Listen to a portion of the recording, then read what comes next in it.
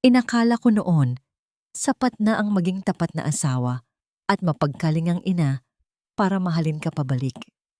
Subalit habang maingat kong inihahain ang paboritong kare-kare ni Rafael, hindi ko alam na sa kabilang silid ay pinipirmahan na pala nila ang mga dokumentong magtatapon sa akin sa kalsada. Buntis ako, bumabagyo, at ang tanging kasalanan ko ay ang pagiging masyadong mabait at mapagbigay. Ngayong gabi, sa gitna ng unos, matitikman nila hindi ang linamnam ng aking luto, kundi ang pait ng karma na sila mismo ang nagtimpla. Huwag kang mag-alala, Mama. Wala na siyang halaga sa atin. Nakuha na natin ang huling pahina ng recipe book ng ama niya. Kaya ano pa ba ang silbi niya sa bahay na ito? Ang mga salitang yun ay tumagos sa makapal na pinto ng library at diretsong humudyad sa aking dibdib. Nakatayo ako sa labas, naninigas ang buong katawan habang hawak ang mainit na bandehado ng kare-kare na niluto ko ng mahigit 4 na oras. Ito ang paborito ni Rafael. Ito ang araw ng kanyang kaarawan. Ang aking mga daliri ay puno ng maliliit na paso at hiwa mula sa pagtadtad ng mga sangkap. Mga munting sakripisyo na ininda ko ng may ngiti dahil akala ko ay mapapaligaya ko siya.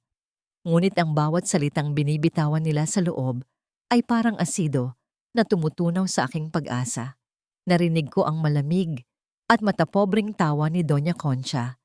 Sinabi niya na matagal na niyang hinihintay ang pagkakataong ito dahil parating na si Vanessa, ang babaeng mas karapat-dapat daw sa estado ng kanilang pamilya. Para sa kanila, ako ay isa lamang kasambahay na may titulo ng asawa, isang tulay para makuha ang sikreto ng aking yumaong ama. At ngayong natawid na nila ang tulay na yon, handa na silang sunugin ito. Tila tumigil ang pag-ikot ng mundo at nanlabo ang aking paningin. Ang bigat ng bandehado sa aking mga kamay ay biglang naging hindi ko nakayanin. Dahan-dahan, tila sa isang mabagal na pelikula, dumulas ang porselanang lalagyan mula sa aking nanginginig na mga daliri. Bumagsak ito sa makintab na sahig na gawa sa marmol at ang tunog ng pagkabasag ay gumuhit sa katahimikan ng buong kabahayan. Ang mainit na sarsa ay kumalat sa aking paanan, kulay kahel at malapot, na tila dugo ng aking puso na ngayon ay pira-piraso na rin. Ang pinto ng library ay biglang bumukas. Nakita ko si Rafael, ang lalaking pinag-alayan ko ng aking kabataan at pangarap. Wala man lang gulat o pag-aalala sa kanyang mukha nang makita niya akong nakatayo sa gitna ng mga basag na pinggan. Sa halip, isang iritableng tingin ang ipinukol niya sa akin na para bang ang pagkakalat ko ng pagkain ay mas malaki pang kasalanan kaysa sa pagtataksil nila.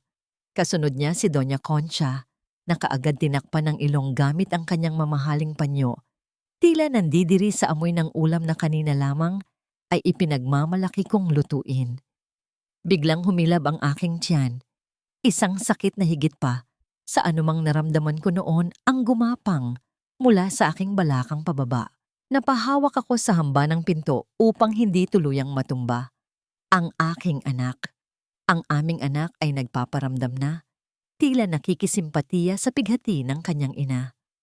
Gusto kong sumigaw, humingi ng tulong, pero walang boses na lumabas sa aking lalamunan dahil sa sobrang paninikip ng aking dibdib.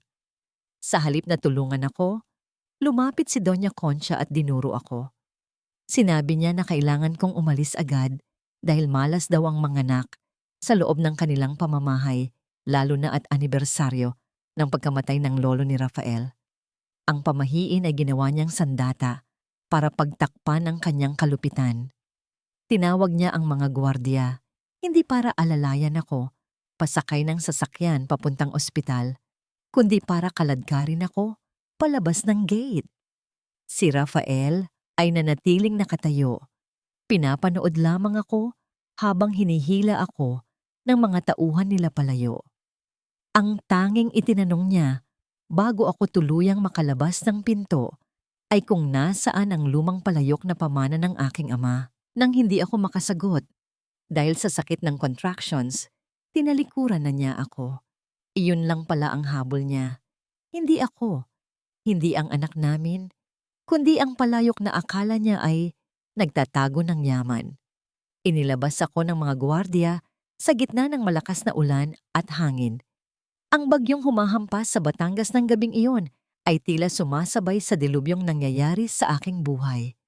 Basang-basa na ako at ang bawat patak ng ulan ay parang karayom na tumutusok sa aking balat. Napaluhod ako sa maputik na kalsada sa labas ng mataas na gate ng mga Montemayor.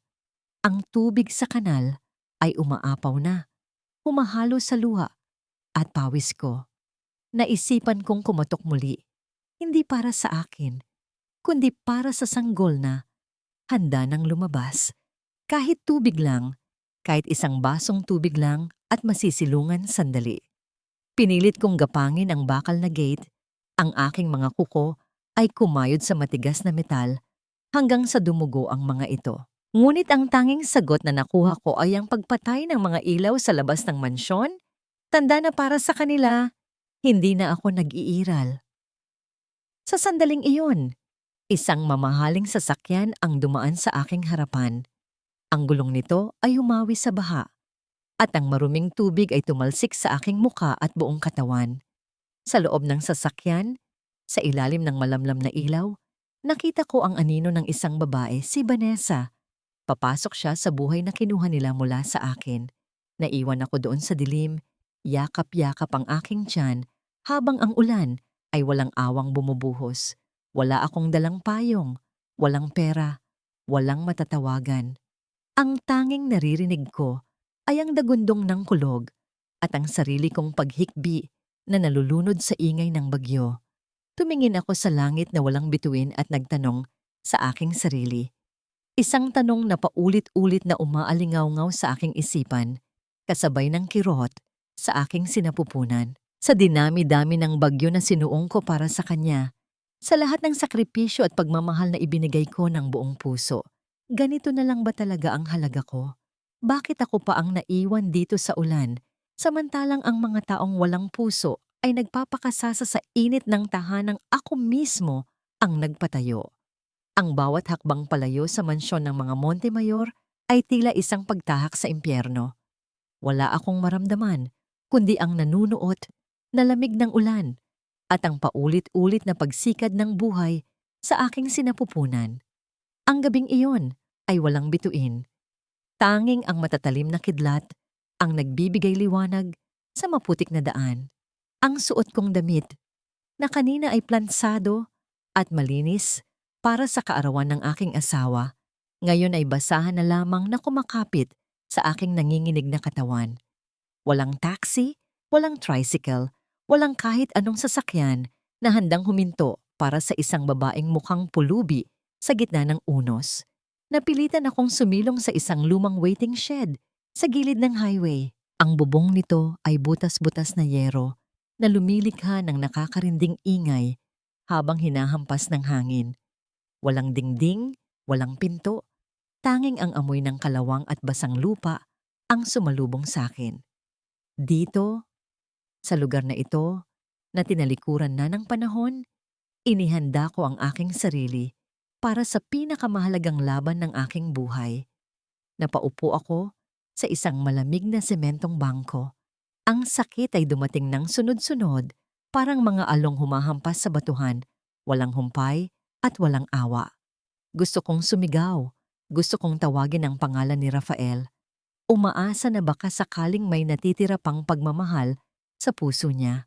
Ngunit sa tuwing maaalala ko ang blangko niyang mukha habang ipinagtatabuyan ako, napapalitan ng puot ang aking hinaing.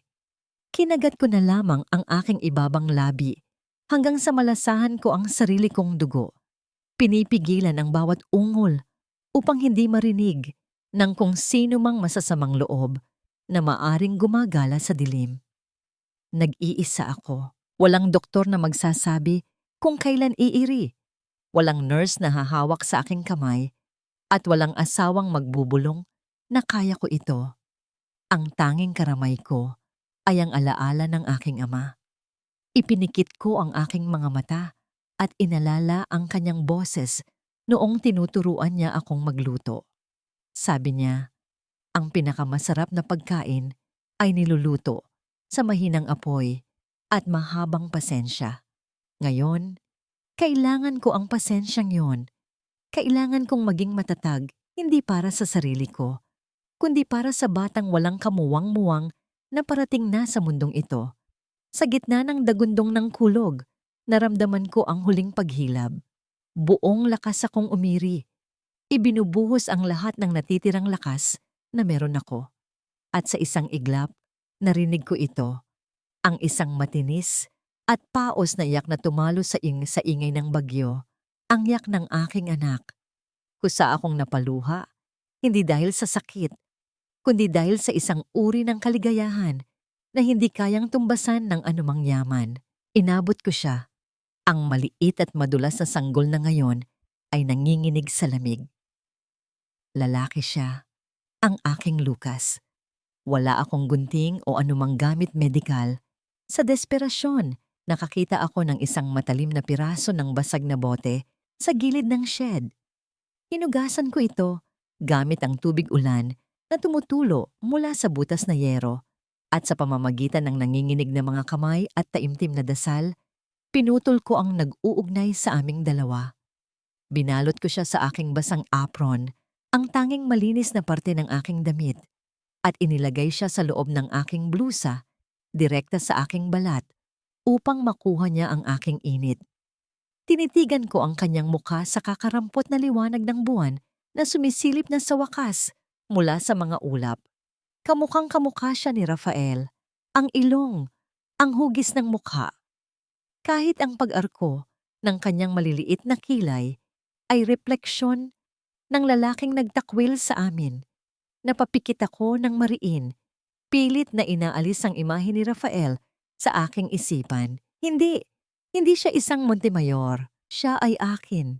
Siya ay dugo ng aking dugo at laman ng aking laman. Hinaplos ko ang kanyang pisngi gamit ang aking nanginginig na daliri at bumulong sa hangin. Wala tayong palasyo, anak. Wala tayong malambot na kama o mainit na gatas. Pero ipinapangako ko sa'yo, hinding-hindi ka magugutom. Hinding-hindi ka magmamakaawa sa pagmamahal ng iba, tulad ng ginawa ko. Ikaw at ako laban sa mundo, Lucas.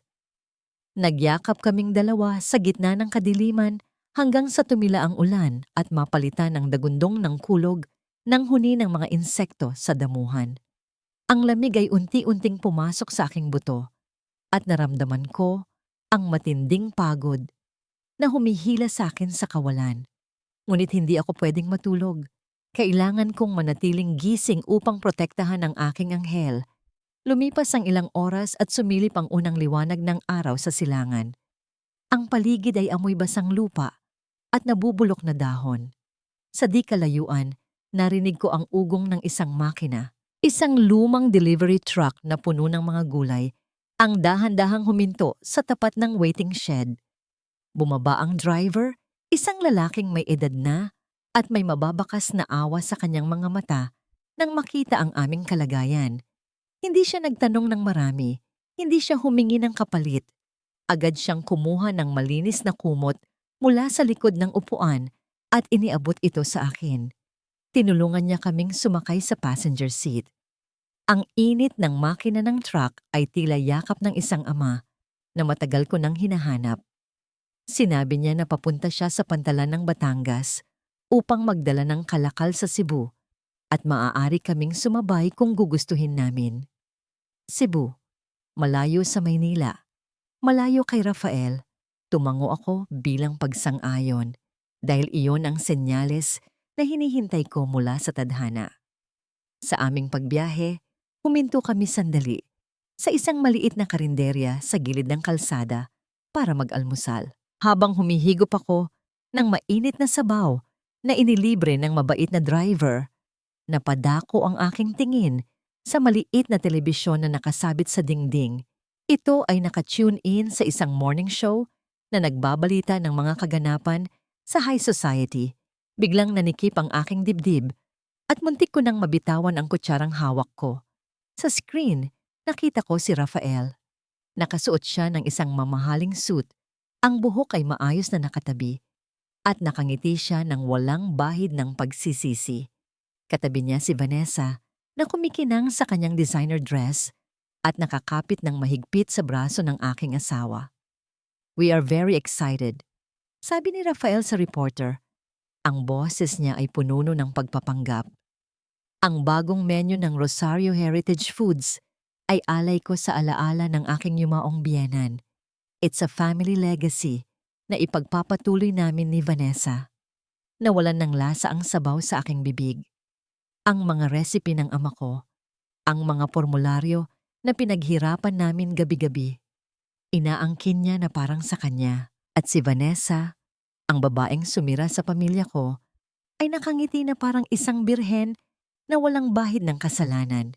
Ipinakita sa screen ang close-up ng kamay ni Vanessa na may suot na malaking diamanteng singsing. Ang singsing na dapat ay sa akin. Ang singsing na ipinangako ni Rafael na ibibigay niya kapag nakaluwag-luwag kami. Naramdaman ko ang pag-init ng sulok ng aking mga mata, pero wala nang luhang pumatak. Ubos na. Ang tangi na lamang natira ay isang bolang apoy sa aking tiyan na mas mainit pa sa bagong panganak kong katawan. Tiningnan ko si Lucas na mahimbing na natutulog sa aking mga bisig. Walang kamalay-malay na ang kanyang ama ay ipinagdiriwang ang nakaw na tagumpay habang kami ay tumatakas na parang mga kriminal. Pinatay ko ang pakiramdam ng awa sa aking sarili. Pinunasan ko ang aking bibig at inayos ang pagkakabalot kay Lucas. "Hayaan mong magsaya sila ngayon, Rafael. Hayaan mong angkinin ninyo ang panandaliang liwanag. Dahil sa sandaling makabangon ako, sisiguraduhin kong ang bawat subo ninyo ng tagumpay ay magiging abo sa inyong lalamunan." Lumipas ang 5 taon at ang dating marupok na babaeng iniwan sa gitna ng bagyo ay naglaho na kasabay ng mga luhang natuyo sa lupa. Ang pumalit sa kanya ay si Nanay Ising, ang tinaguriang reyna ng karinderya sa mataong palengke ng karbon sa Cebu. 4:00 pa lamang ng madaling araw ay gising na ang diwa ng buong palengke. Ang hangin ay puno ng masangsang ngunit buhay na amoy ng bagong huli na isda, ang matapang na aroma ng kakagiling na kape, at ang nangingibabaw na halimuyak ng bawang na ginisa sa mainit na mantika. Ito ang aking kaharian ngayon. Hindi marmol ang sahig kundi sementong laging basa ng tubig. Hindi aircon ang nagpapalamig kundi ang hanging dagat na humahalo sa usok ng uling. Ngunit dito, sa gitna ng ingay at gulo, nahanap ko ang kapayapaang ipinagkait sa akin ng marangyang mansyon. Abala ang aking mga kamay sa paghahalo ng higit 50 kilo ng baboy sa malalaking kawa. Ang aking adobo ay dinadayo ng mga estibador, tindera, at pati na rin ng mga estudyante at empleyado. Sinasabi nila na may gayuma raw ang aking luto, pero ang totoo, ito ay simpleng pagmamahal at ang tamang timpla ng toyo, suka, at laurel na natutunan ko sa aking ama. Ang bawat sandok na inilalagay ko sa kanilang mga plato ay may kasamang pasasalamat na binigyan nila kami ng puwang sa kanilang komunidad. Sa isang sulok ng aming maliit na pwesto, nakaupo si Lucas. 5 taong gulang na siya ngayon, matalino at higit na masipag kaysa sa sinumang batang kaedad niya. Hindi siya naglalaro ng mamahaling gadget. Sa halip, hawak niya ang isang maliit na kwaderno at lapis, tinutulungan akong maglista ng mga order. Ang kanyang mga mata, na minana niya sa kanyang ama, ngunit pinalambot ng aking pagmamahal, ay nagniningning tuwing nakakatanggap siya ng barya bilang tip mula sa mga suki. Lumapit sa akin si Aling Puring, ang suki naming tindera ng gulay, habang nag-aabot ng bayad. Kwento niya, nabalitaan daw niya sa radyo na nagsasara na naman ang isa pang branch ng Rosario Heritage Foods sa Maynila. Marami raw ang nagrereklamo na tila goma ang karne at walang lasa ang sarsa. Napangiti ako ng mapait habang pinupunasan ang pawis sa aking noo. Ang yaman at pangalan ay kayang nakawin, Rafael, ngunit ang kaluluwa ng pagluluto ay hindi mo kailanman maaangkin. Ang lasa ay nasa kamay ng nagluluto at ang kamay na iyon ay ang mismong kamay na itinapon mo. Nang sumapit ang tanghali, dagsa ang mga tao. Halos hindi na mahulog ang karayom sa harap ng aming karinderya. Mabilis ang kilos ko. Sandok dito, balot doon. Ang tunog ng mga kutsarang tumatama sa plato at ang tawanan ng mga kumakain ay musika sa aking pandinig. Ito ang tunog ng tagumpay na hindi kailangang ipagalandakan sa telebisyon. Sa kabila ng kaabalahan, ang aking mga mata ay palaging napapadako sa itaas na istante ng aming pwesto. Doon, nakalagay ang isang lumang palayok na gawa sa luwad. Maitim na ito sa sunog, may lamat sa gilid at mukhang basahan kung itatabi sa mga makikintab na kaldero. Ngunit para sa akin, ito ay ginto. Mahigpit ang aking bilin kay Lucas at sa mga katulong sa kusina na hinding-hindi ito gagalawin ng kahit sino. Ito ang aking sikreto. Ito ang nag-iisang bagay na naisalba ko mula sa aking nakaraan. At sa loob nito ay hindi lang ang mother dough o ang pampaalsa na nagpapasarap sa aking mga tinapay at sarsa, kundi isang katotohanang balang araw ay magpapalaya sa amin. Kinahapunan, isang grupo ng mga kabataan ang dumating. May dala silang malalaking kamera at ilaw. Isa pala itong sikat na food vlogger mula sa Maynila na naghahanap ng mga hidden gems sa Cebu. Masaya silang kumain, puring-puri ang lambot ng karne at ang kakaibang linamnam ng sarsa. Dahil sa tuwa, hinayaan ko silang kunan ng paligid. Isang pagkakamali. Habang ini-interview nila ako, inutusan ng vlogger ang kanyang cameraman na kumuha ng B-roll o mga dagdag na shots ng kusina para sa cinematic effect. Ang lente ng camera ay dahan-dahang umakyat sa itaas na istante. Nag-zoom in sa usok na lumalabas sa mga kawa. At sa huli, nahagip nito ng malinaw ang lumang palayok. Ang kakaibang lamat nito na hugis kidlat sa gilid ay nakuha ng kamera sa pinakamalinaw na resolusyon. Hindi ko yon napansin noong oras na yon. Ang nasa isip ko lang ay ang dagdag na kita na maidudulot ng exposure na ito para sa pag-aaral ni Lucas. Nang magsara kami ng gabi, masaya kaming nagsalo ni Lucas sa tirang ulam at mainit na kanin. Niyakap ko siya ng mahigpit. Inaamoy ang asim at pawis ng isang batang masayang naglaro buong araw. Ang amoy ng araw at alikabok sa kanyang buhok ay mas mabango pa sa anumang mamahaling pabango na ginamit ko noon. Mama! Bulong ni Lucas habang inaayos ko ang lumang kulambo na proteksyon namin laban sa mga lamok. Sabi ng teacher ko, ang galing ko daw sa math. Paglaki ko, magiging accountant ako para ako na ang magbibilang ng pera natin. Hindi ka na mapapagod. Napangiti ako at hinalikan ng kanyang noo. Sa aming maliit na kwarto na gawa sa plywood at yero, kung saan ang tunog ng paghilik ng kapitbahay at ang iyak ng pusa sa bubungan ay rinig na rinig, naramdaman ko ang tunay na kahulugan ng yaman. Ang bawat sentimo na kinikita namin ay mula sa marangal na paraan. Walang tinatapakang tao, walang ninanakaw na resipe. Payapa ang aming pagtulog habang ang buwan ay sumisilip sa maliliit na butas ng aming dingding. Lingid sa aming kaalaman, habang mahimbing kaming natutulog, ang digital na mundo ay gising na gising. Ang video ng vlogger ay mabilis na kumalat sa internet tulad ng apoy sa tuyong damuhan. Libo-libong tao ang nag-share, nag-comment at nag-react. Ang pamagat na The Best Adobo in Cebu Found in a Hidden Carinderia ay naging trending topic bago pa man sumikat ang araw. Samantala, sa isang malamig at tahimik na penthouse sa Makati, hindi makatulog si Rafael. Nakaupo siya sa kanyang leather na sofa, hawak ang isang baso ng mamahaling whiskey na halos maubos na niya.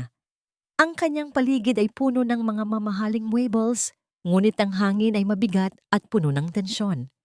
Ang sales ng Rosario Heritage Foods ay bumagsak na naman ngayong buwan. Ang mga investors ay nagagalit At si Vanessa ay abala sa pakikipag-party kasama ang kanyang mga kaibigan. Iniiwan siyang mag-isa sa paglutas ng mga problemang sila naman ang may gawa. Upang libangin ang sarili, tamad niyang kinuha ang kanyang tablet at nagbukas ng social media. Ang algorithm ay nagdala sa kanya sa mga sikat na video tungkol sa pagkain dahil ito ang palagi niyang sinesearch upang makahanap ng mga ideyang gagayahin. Isang thumbnail ang umagaw ng kanyang atensyon. Isang simpleng karinderya, mausok, magulo, ngunit ang karne sa kawali ay mukhang napakasarap. Pinindot niya ang play button. Napanood niya ang vlogger na humuheni sa sarap habang kinakain ng adobo. Grabe guys, sabi ng vlogger sa screen. Lasang luto ng lola mo na may halong magic. Hindi ko ma-explain basta sobrang sarap. Napairap si Rafael. Sanay na siya sa mga ganitong hype. Akmang ililipat na niya ang video nang biglang nagpan ang kamera upang ipakita ang kusina. Ipinakita nito ang abalang mga kamay ng kusinera. Mga kamay na puno ng kalyo at peklat, ngunit mabilis at pulido ang galaw. Napahinto si Rafael sa pag-inom. Pamilyar ang mga kamay na yon. Pamilyar ang paraan ng paghawak sa sandok. At pagkatapos, nag-zoom in ang kamera sa itaas na istante para ipakita ang rustic vibes ng lugar. Doon, sa gitna ng screen, nagniningning sa ilalim ng ilaw ng kamera ang isang lumang palayok na luwad. Ang kakaibang lamat sa gilid nito, na hugis kidlat, ay malinaw na malinaw. Nabitiwan ni Rafael ang kanyang baso. Ang kristal ay tumama sa sahig at nagkabasag-basag. Ang tunog nito ay tila pagsabog sa katahimikan ng kwarto. Hindi niya pinansin ang alak na kumalat sa kanyang paanan. Ang kanyang mga mata ay nanlaki at nakapako sa screen. Kilala niya ang palayok na yon. Iyon ang palayok na hinanap niya sa buong bahay noong gabing pinalayas niya si Althea. Ang palayok na pinaniniwalaan niyang naglalaman ng orihinal na starter ng pamilya Rosario. Ipinagpatuloy niya ang panonood. Ang kanyang puso ay bumubugso sa kanyang dibdib. Sa huling bahagi ng video, nahagip ng kamera ang isang batang lalaki na nakaupo sa sulok, matiyagang nagsusulat sa kwaderno. Tumingala ang bata at ngumiti sa kamera. Ang batang iyon, ang mga matang iyon, ang hugis ng muka. Parang nanalamin si Rafael sa kanyang kabataan. Isang malamig na ngiti ang dahan-dahang gumuhit sa mga labi ni Rafael, isang ngiti na hindi nagbabadya ng saya, kundi ng isang maitim na balak. Tinitigan niyang mabuti ang freeze frame na imahe ng bata. Ang ilong, ang mata, ang tikas. Walang duda, siya ay isang Montemayor. Ang dugo na nananalaytay sa batang yon ay dugo ng mga hari. At ang palayok na yon, sa likuran, iyon ang susi na magliligtas sa kanyang bumabagsak na negosyo. Sa isip ni Rafael, nabuo ang isang perpektong plano na tila isang puzzle na kusang nabuo ang mga piraso. Ang kanyang ina, na si Doña Concha, ay matagal nang naghahanap ng apo na magmamana ng imperyo.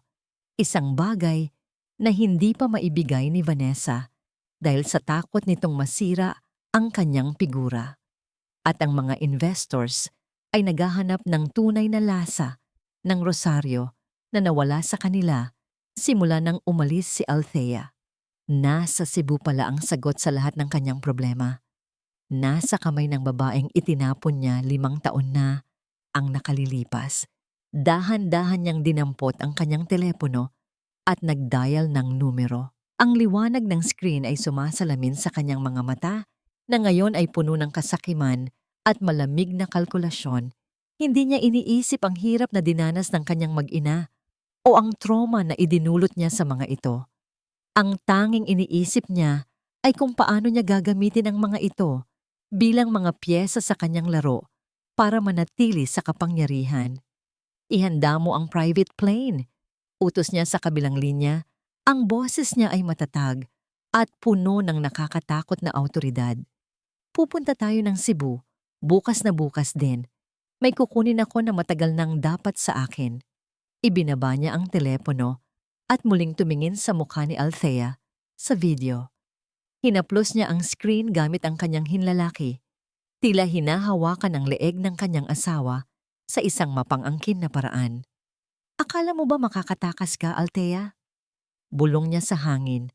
Ang bawat salita ay may diin. Ang lahat ng pag-aari ng isang Montemayor ay mananatili sa Montemayor. Ang anak ko, ang palayok ko, at pati na rin ang kalayaan mo. Maghanda ka, dahil kukunin ko ang lahat. Sa labas ng bintana ng penthouse, ang mga ilaw ng Maynila ay kumikislap sa dilim. Walang pakialam sa bagyong paparating sa buhay ng isang tahimik na mag-ina sa Cebu. Ang halimaw ay gising na at gutom na gutom ito. Ang hangin sa Cebu ay karaniwang mainit at maalinsangan. Ngunit ng araw na yon, isang kakaibang lamig ang gumapang sa aking batok. Hindi ito ang lamig na dulot ng aircon o ng hanging amihan, kundi ang lamig ng isang masamang pangitain na pilit bumubulong sa aking diwa. Sa Maynila, libu-libong kilometro ang layo, nagaganap ang isang sigaloot na wawasak sa aming tahimik na mundo. Si Vanessa ay nagwawala sa loob ng opisina ni Rafael. Ang matinis niyang boses ay umaalingaw-ngaw sa apat na sulok ng kwarto habang inihahagis niya ang mga financial reports sa makintab na mesa. Sinisi niya si Rafael sa pagbagsak ng kanilang sales. Tinatawag itong inutil at walang kwenta. Ngunit si Rafael, sa halip na magalit, ay nanatiling kalmado habang nakatingin sa bintana. Ang kanyang isip ay wala sa hysterical na babaeng nasa harapan niya, kundi nasa isang maliit na karinderya sa Cebu. Napagtanto niya na ang kinang ng alhas at yaman ng pamilya ni Vanessa ay hindi kayang bilhin ang lasa na hinahanap ng masa. Ang lasang tanging ako lang ang nakakaalam. Sa sandaling iyon, nagpasya siya. Hindi niya kailangan ng maingay na asawa. Kailangan niya ng isang masunuring asset. Bumalik ang aking diwa sa kasalukuyan nang mapansin ko ang isang itim na SUV na nakaparada sa tapat ng kalsada, malapit sa aming pwesto sa palengke. Ilang oras na itong naroon. Ang makina nito ay umaandar ng tahimik at ang mga bintana ay tinted ng madilim na tila mata ng isang maninila na nag-aabang ng tamang oras para umatake. Sinubukan kong iwaksi ang aking kaba. Maraming mayayamang turista ang dumadayo dito. Bulong ko sa sarili ko. Ngunit ang tibok ng aking puso ay nagsasabing mali ako. Si Lucas ay abala sa pagpupunas ng mga mesa, masayang kumakanta ng isang awiting natutunan niya sa paaralan. Ang kanyang kawalang malay ang nagbibigay sa akin ng lakas, ngunit ito rin ang aking pinakamalaking kahinaan. Kung alam lang niya na sa loob ng sasakyang yon ay maaaring naroon ang taong nagkait sa kanya ng apelyido. Sa kalagitnaan ng aking pag-aalala, naramdaman ko ang isang presensya sa aking likuran. Hindi ito nakakatakot, kundi tila isang pader na sandalan. Si Attorney Gabriel Inigo. Nakasuot siya ng kanyang simpleng polo barong. Ang manggas ay nakatupi hanggang siko. Madalas siyang kumain dito pagkatapos ng kanyang mga kaso sa munisipyo. Tahimik siya, ngunit matalas ang kanyang pakiramdam. Lumapit siya sa akin ng dahan-dahan, ang kanyang mga mata ay nakapako rin sa itim na sasakyan sa labas. Nanay Ising. Ang tawag niya sa akin sa aking pangalang kalye, ngunit ang tono ng boses niya ay seryoso. Kanina pa ang sasakyang yan dyan. Napansin ko rin na may kumuha ng litrato ni Lucas habang naglalaro siya sa labas kanina. Umuwi na kayo ng maaga. Ako na ang magsasara ng pwesto nyo. Gusto kong tumanggi, sabihin kaya ko ang sarili ko. Pero nakita ko ang sinseridad at pag-aalala sa kanyang mga mata. Si Gabriel ay hindi ang tipo ng lalaking nag-aalok ng tulong para magpa-impress. Ginagawa niya ito dahil ito ang tama. Tumango ako, nanginginig ang mga kamay habang tinatanggal ang aking apron. Nang makauwi kami sa aming maliit na inuupahang bahay, Agad na sinuri ni Gabriel ang aming pintuan. Luma na ang seradura at madaling sirain. Walang salitang namutawi sa kanyang bibig habang inilalabas niya ang ilang gamit mula sa kanyang sasakyan. Pinalitan niya ang aming lock ng mas matibay na bakal at naglagay pa ng extra na trangka sa loob. Ang tunog ng pagpihit ng tornilyo at pagpukpok ng martilyo ay tila musika ng kaligtasan sa aking pandinig. "Salamat, attorney," ang mahina kong sabi habang inaabutan siya ng malamig na tubig. Tumingin siya sa akin at sa unang pagkakataon, nakita ko ang lungkot sa kanyang mga mata. "Althea," binanggit niya ang tunay kong pangalan na minsan ko lang sinabi sa kanya noong lasing ako sa pagod. Kung sino man sila, hindi ko hahayaang saktan kanila ulit. Umalis siya nang may pangako ng proteksyon, ngunit ang takot ay hindi nawala. Nang gabing iyon, may kumatok sa aming pinto. Hindi si Gabriel, kundi isang delivery boy. May dala itong isang malaking bouquet ng mga bulaklak, puti, mga puting chrysanthemum. Nabitawan ko ang bouquet at bumagsak ito sa sahig. Ang amoy ng mga bulaklak ay agad na pumuno sa maliit naming sala. Isang amoy na hinding-hindi ko makakalimutan. Ito ang mga bulaklak na nakapalibot sa kabaong ng aking ama. Ito ang amoy ng kamatayan at pagluluksa. May maliit na card na nakaipit sa mga tangkay. Nanginginig ang aking mga daliri habang binubuksan ito. Ang sulat kamay ay pamilyar, masyadong pamilyar. Ang mga letra ay matutulis at mariin ang pagkakasulat. "Found you." Napaupo ako sa sahig, yakap ang aking mga tuhod. Ang nakaraan ay hindi lang kumatok. Sinira nito ang pinto. Alam na niya. Alam na ni Rafael kung nasaan kami. Ang aking munting paraiso ay nagiging isang kulungan. Kinabukasan, pinilit kong magbukas ng karinderya. Kailangan naming kumita. Kailangan naming mabuhay. Pero bawat customer na pumapasok ay tinitingnan ko ng may pagdududa. Bawat anino ay nagmumukhang halimaw. Nang paubos na ang mga tao at nagliligpit na kami ni Lucas, biglang tumahimik ang buong palengke. Ang ingay ng mga nagtitinda ay napalitan ng mga bulungan. Mula sa dulo ng pasilyo, naglalakad ang isang grupo ng mga tao. Sa gitna nila ay isang lalaking nakasuot ng mamahaling suit na hindi bagay sa dumi at init ng lugar. Si Rafael. Mas tumanda siya. May ilang puting buhok sa kanyang sentido at ang kanyang mga mata ay pagod, ngunit matalim pa rin. Sa likod niya ay 2 pulis at si Vanessa na nakatakip ng panyo sa ilong, halatang nandidiri sa paligid. Napatigil si Lucas sa pagpupunas ng mesa. Tumingin siya sa lalaki at pagkatapos ay sa akin. Ang pagkakahawig nila ay nakakapangilabot. Lumapit si Rafael sa aming pwesto. Huminto siya sa harap ko. Sa pagitan namin ay ang mga kaldero ng ulam na nagsilbing sandata ako sa loob ng 5 taon. Tiningnan niya ako mula ulo hanggang paa. Isang tingin na nagpaparamdam sa akin na ako ay isang gamit na nawala at ngayon ay nahanap na muli. Ngumiti siya, ngunit ang nangiting iyon ay hindi umabot sa kanyang mga mata. "Long time no see, misis ko."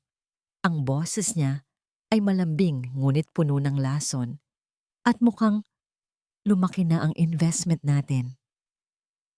Ang tingin niya ay lumipat kay Lucas. Naramdaman ko ang paghinto ng aking puso.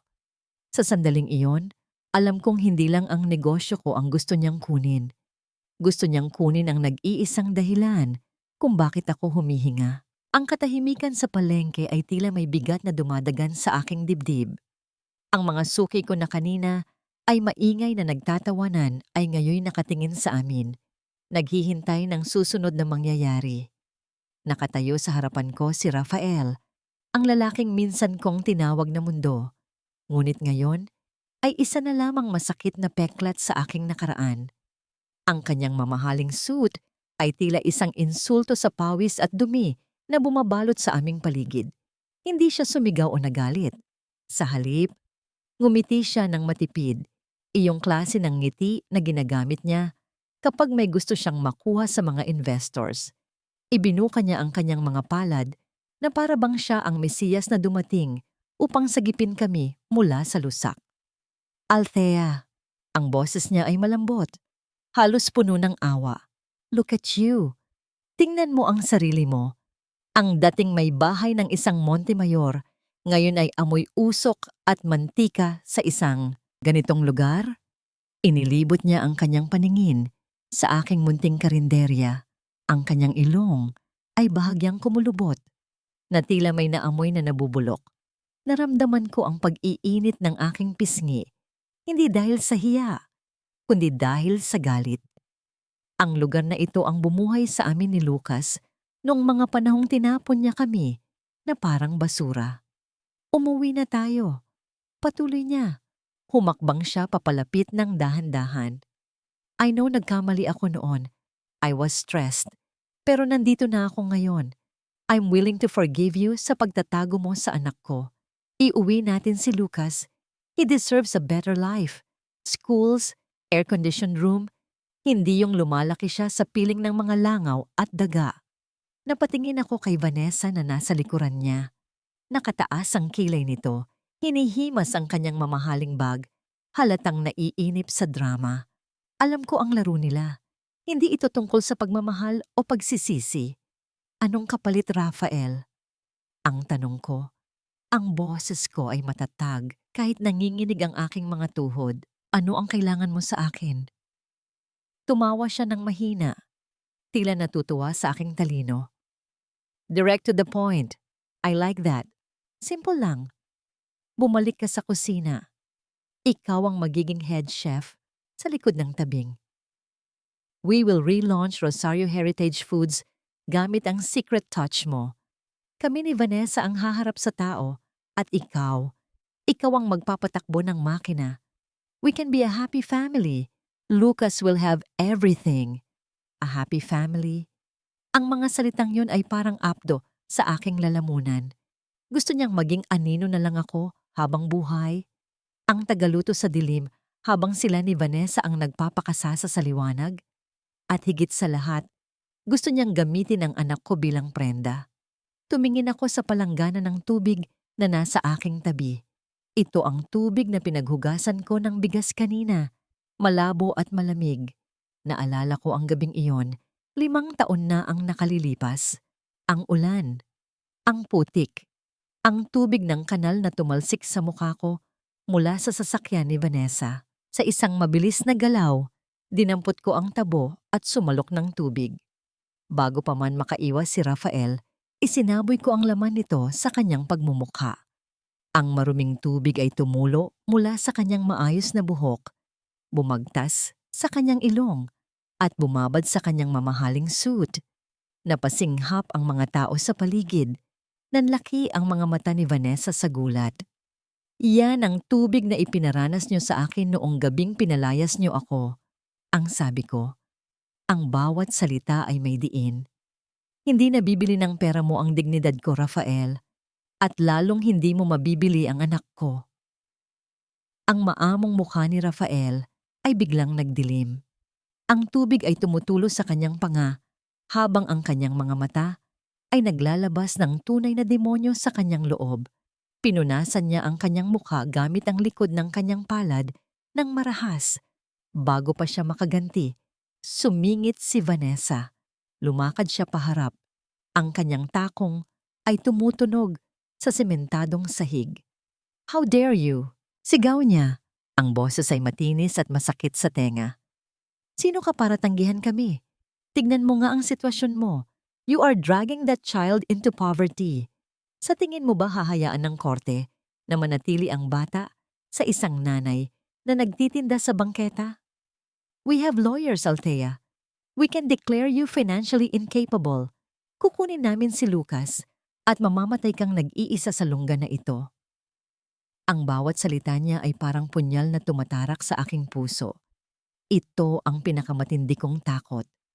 Ang mawala si Lucas dahil sa aking kahirapan. Naramdaman ko ang pagbigat ng aking paghinga. Ngunit bago ako makasagot, Isang maliit na bulto ang humarang sa pagitan namin ni Vanessa. Si Lucas. Hawak niya ang kanyang maliit na sandok na parang espada. Ang kanyang muka ay puno ng tapang na hindi ko inakalang taglay ng isang 5 taong gulang. "Umalis kayo!" sigaw ni Lucas. Ang boses ay nanginginig, pero buo. "Huwag niyong aawayin ang mama ko. Hindi namin kayo kailangan. Masarap ang luto ni mama. Mas masarap kaysa sa inyo." Natigilan si Vanessa. Tila hindi siya makapaniwala na ang isang paslit ay kayang sumagot sa kanya. Napahawak ako sa balikat ni Lucas at hinila siya palapit sa akin. Niyakap siya ng mahigpit bilang proteksyon. Ang init ng kanyang maliit na katawan ang nagbigay sa akin ng lakas para tumingin ng diretso sa mata ni Rafael. "Narinig niyo ang anak ko," sabi ko ng mariin. "Lumayas kayo sa karinderya ko." Nakita ko ang pagngingit-ngit ng panga ni Rafael. Alam niyang talo siya sa harap ng mga tao ngayon. Maraming cellphone ang nakatutok. Kumukuha ng video. Hindi niya pwedeng sirain ang kanyang imahe. "Hindi pa tayo tapos, Althea." Bulong niya, isang pangako ng digmaan. "Matitikman mo ang impyerno." Tumalikod sila ni Vanessa at naglakad palayo. Iniiwan ang aming pwesto na puno ng tensyon. Akala ko ay tapos na. Akala ko ay nanalo na kami sa laban na ito. Napabuntong hininga ako at hinalikan ang buhok ni Lucas. Ngunit wala pang 5 minuto ang nakakalipas. Isang puting van ang huminto sa tapat ng aming tindahan. Bumaba ang 3 lalaking nakauniforme ng City Health Office at may kasamang 2 pulis. Wala silang dalang ngiti, tanging mga papel at isang rolyo ng dilaw na tape. Lumapit ang pinuno nila sa akin, hindi tumitingin sa mata. "Nanay Icing, may natanggap kaming report. Food poisoning daw. May mga customer daw na isinugod sa ospital matapos kumain dito kanina." "Ano?" Napatayo ako sa gulat. "Imposible yan! Malinis ang pagkain namin. Araw-araw kaming nagluluto ng tapat." "Sumunod na lang po kayo sa presinto para magpaliwanag," sabi ng opisyal habang sinenyasan ang kanyang mga kasama.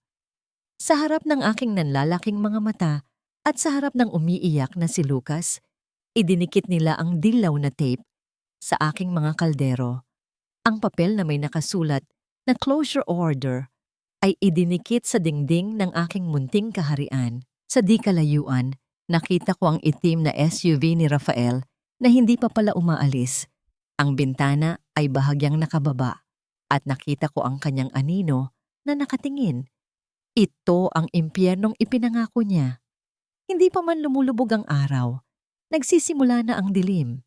Ang loob ng presinto ay amoy lumang papel, kape, at pinaghalong takot ng mga taong napadpad doon.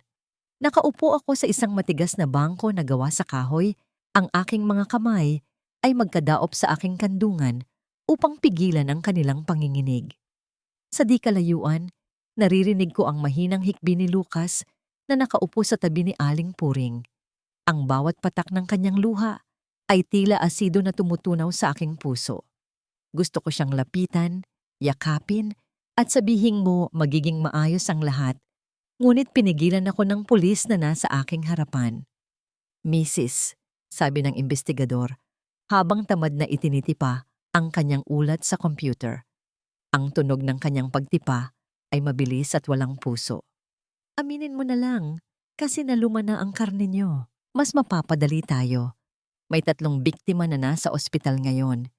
Kung aamin ka, baka mapakiusapan natin sila na huwag nang ituloy ang demanda." Tiningnan ko siya ng diretso sa mata. Ang aking pagod ay napalitan ng prinsipyo. "Hindi ako aamin sa kasalanang hindi ko ginawa, sir. Malinis ang kusina ko. Buhay ko ang nakataya dyan. Sinadya ito."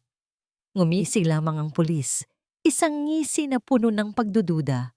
Para sa kanya, isa lamang akong tindera sa bangketa na nagtitipid sa sangkap. Sa labas ng rehas, nakita ko ang mga kapitbahay ko sa palengke. Sila Mang Temyong, Aling Puring, at iba pang mga suki. Sumisigaw sila, pilit na ipinapaliwanag sa desk officer na mabuting tao ako. Napakana ito ng mayayamang dayo, ngunit ang kanilang mga boses ay tila hangin lamang na dumadaan sa tenga ng mga awtoridad. Dito sa mundong ito, ang katotohanan ng mahihirap ay madalas na natatabunan ng impluwensya ng mayayaman. Naramdaman ko ang paggapang ng kawalan ng pag-asa. Ganito ba magtatapos ang lahat? Makukulong ako at kukunin ng DSWD si Lucas para ibigay kay Rafael? Napapikit ako at nagdasal ng taimtim. Biglang bumukas ang pinto ng presinto ng malakas at ang malamig na hangin mula sa labas ay pumasok kasabay ng isang pamilyar na bulto. Itigil niyo ang interrogation. Ang boses ay baritono, kalmado, ngunit may diin na nagpatigil sa lahat ng kilos sa loob ng kwarto. Si Gabriel, hindi siya nakasuot ng barong ngayon, kundi isang simpleng t-shirt at maong. Halatang nagmadali mula sa kung saan man siya naroon. Ngunit ang awtoridad na dala niya ay higit pa sa uniforme ng sinumang pulis doon. Lumapit siya sa desk ng investigador at ipinatong ang kanyang laptop. Attorney Inigo, bati ng pulis. Biglang nagbago ang tono mula sa pagiging arogante patungo sa pagiging magalang. Kayo po pala ang counsel ni Nanay Ising. I am representing Miss Althea Rosario. Pagtatama ni Gabriel, binibigkas ang tunay kong apelyido na tila isang kalasag. At bago niyo siya sampahan ng kaso, panoorin niyo muna ito. Hinarap niya ang laptop sa amin. Sa screen, nakita namin ang kuha ng CCTV footage. Napasinghap ako. Hindi ko alam na may CCTV sa pwesto namin. Ikaw. Bulong ko, nakatingin kay Gabriel. Tumingin siya sa akin sandali. Ang kanyang mga mata ay nagpapahiwatig ng mamaya na tayo mag-usap. Sa video, kitang-kita ang oras kaninang tanghali. Bago dumating si Rafael. Isang lalaking nakasuot ng sombrero at jacket ang nagpanggap na customer. Habang abala ako sa pagkuha ng sukli, mabilis niyang inilabas ang isang maliit na bote at patagong ibinuhos ang laman nito sa kaldero ng menudo. Malinaw ang kuha, malinaw ang mukha ng lalaki nang tumingala ito sandali. At higit sa lahat, malinaw ang katotohanan. Sabotahe, mariing sabi ni Gabriel. My client is a victim here, not the perpetrator. Nahanap na ng mga kasamahan ko ang lalaking ito. Isa siyang kilalang bayaran dito sa Cebu. Ngayon, Chief, gusto niyo bang ituloy ang kaso laban sa biktima? O hahanapin natin ang totoong kriminal? Walang nagawa ang mga pulis kundi palayain ako. Nang tanggalin nila ang posas sa aking mga kamay, naramdaman ko ang pagbalik ng dugo sa aking mga ugat. Agad akong tumakbo kay Lucas at niyakap siya ng mahigpit. Ang kanyang mga luha ay bumasa sa aking balikat at ang kanyang maliliit na kamay ay kumapit sa aking damit na parang hindi nabibitaw.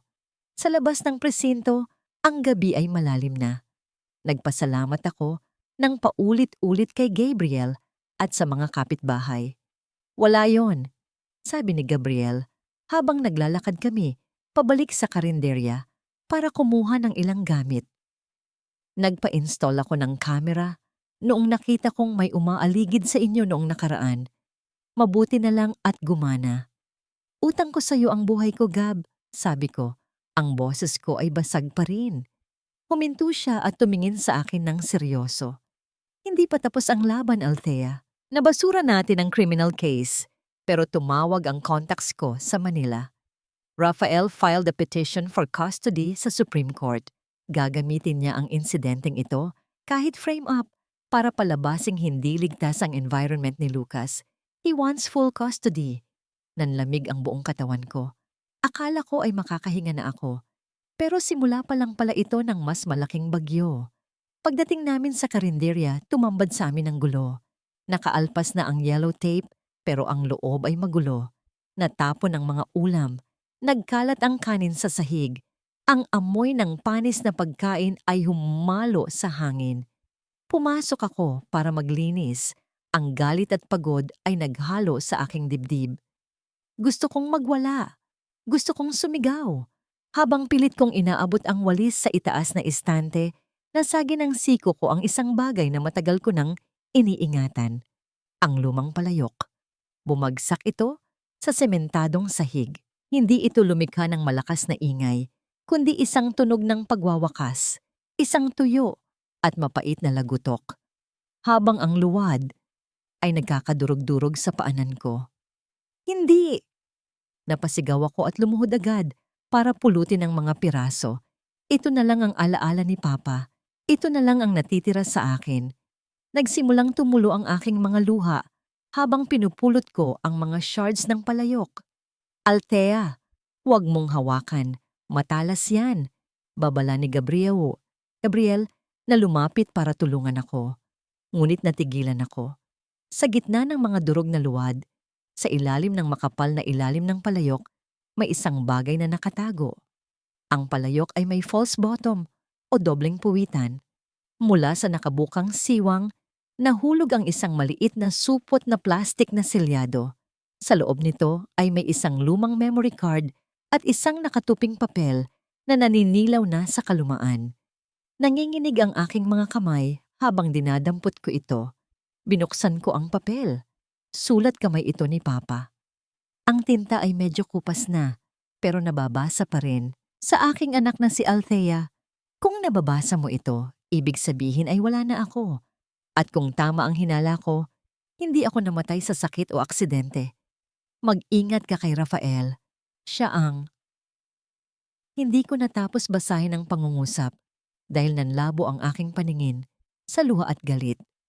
Tiningnan ko si Gabriel. Hawak ang memory card na tila ito ang pinakamabigat na bagay sa mundo.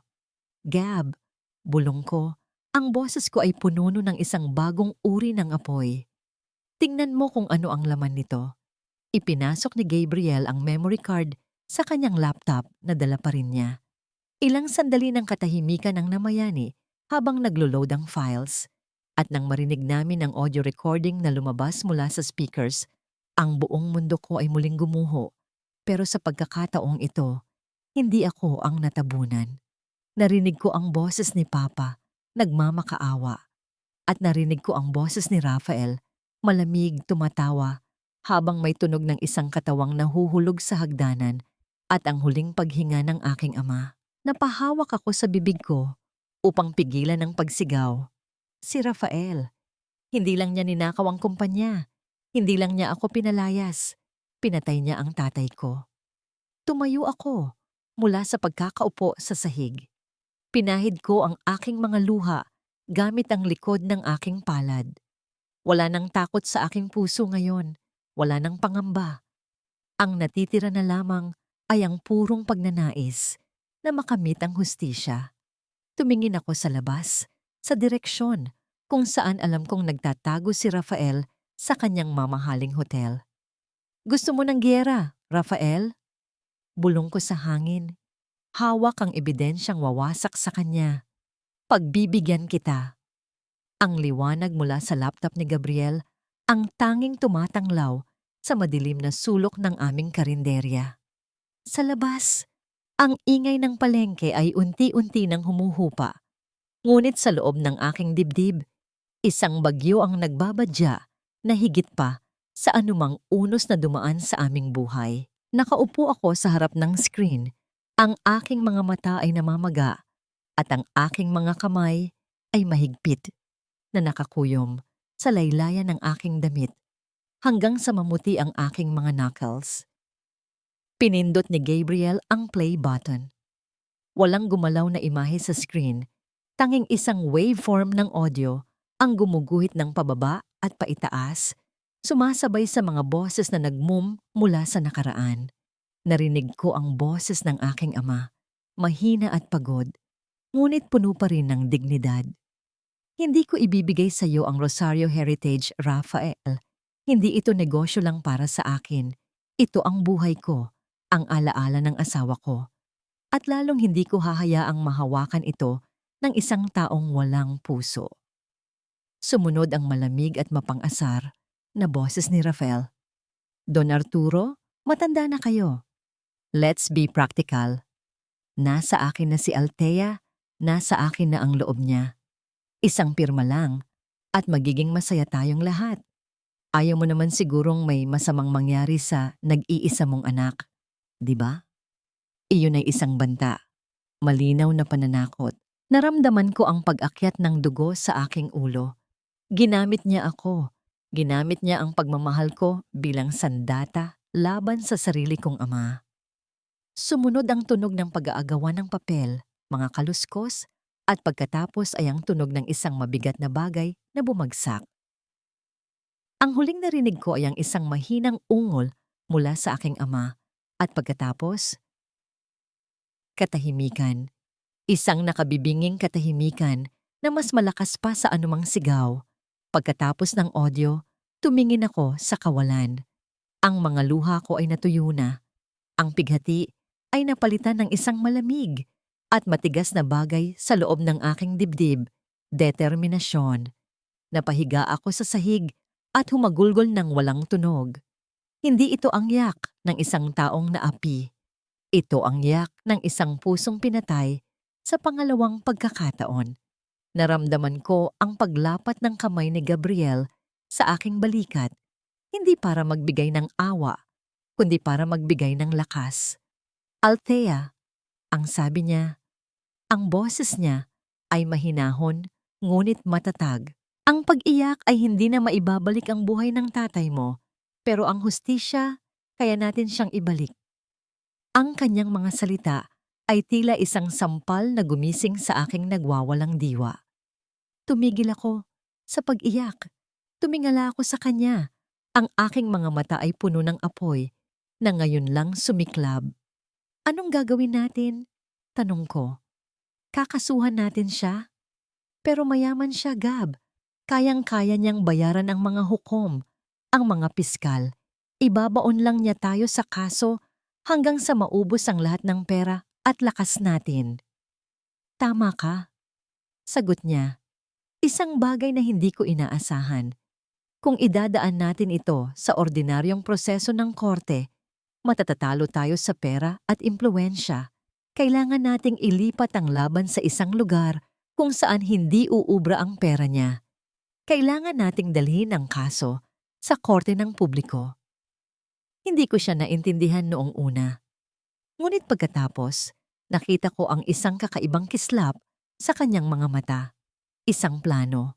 Isang mapanganib, ngunit napakatalinong plano.